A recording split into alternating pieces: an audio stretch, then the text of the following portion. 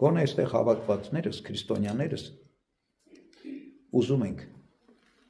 հասնել երկնքի արքայության, ուզում ենք հասնել փրկության, բայց նաև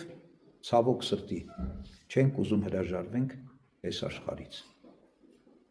մարմնի ցանկություններից, բայց առաքյալը հստակ ասում է մարմինը հոգուն հակառակ է, հոգին մարմնին հակառակ,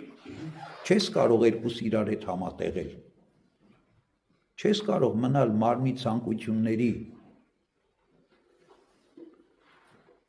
մարմնի ընթացքի մեջ եւ հասնել փրկության։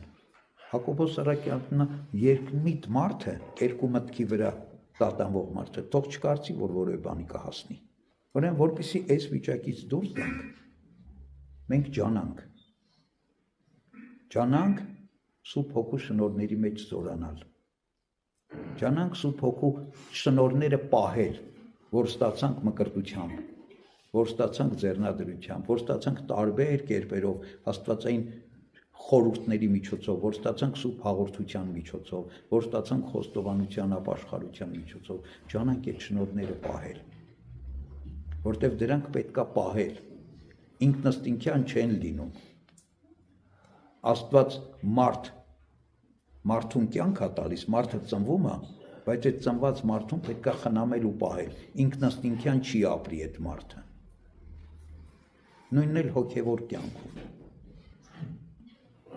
Պողոս առաքյալն ասում է, ես ամենից շատ աշխատեցի Աստծո շնորհի վրա, որ ինձ տրված էր։ Մենք չենք աշխատում։ Մենք ուզում ենք փրկվել, բայց ուզում ենք, որ մեր փրկության համար մենք մատ-մատի չխփենք։ Ուզում ենք, որ միայն Աստված մեզ փրկի։ Մինչդեռ